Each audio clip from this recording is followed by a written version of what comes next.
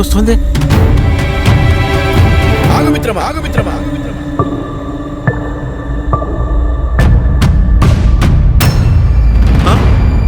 నన్ను చూసి కాదు రైతు సోదరా, నీ అజాగ్రత్తను చూసి భయపడు. నువ్విలా ఈ విద్యుత్ ఉపకరణాలను నేరుగా తాకడం వల్ల ఏమవుతుందో తెలుసా? ఏమవుతుంది? నువ్వే చూడు.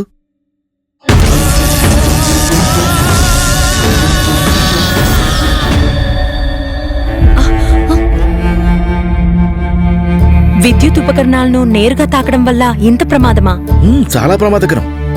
విద్యుత్ సమస్య చిన్నదైనా పెద్దదైనా అది సంబంధిత విద్యుత్ శాఖ వారి ఆధ్వర్యంలో మరమ్మతులు చేయించుకోవాలి. అంతేకాదు, షాక్కి గురైన వ్యక్తిని నేరుగా తాకకూడదు.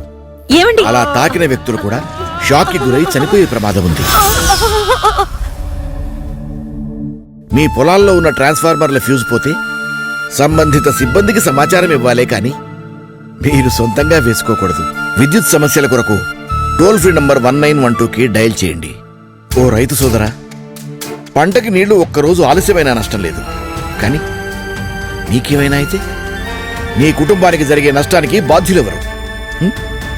ఒక్కసారి ఆలోచించు. ప్రజా ప్రయోజనార్థం ఏపీఎస్పీడీసీఎల్ వారిచే జారీ చేయబడింది.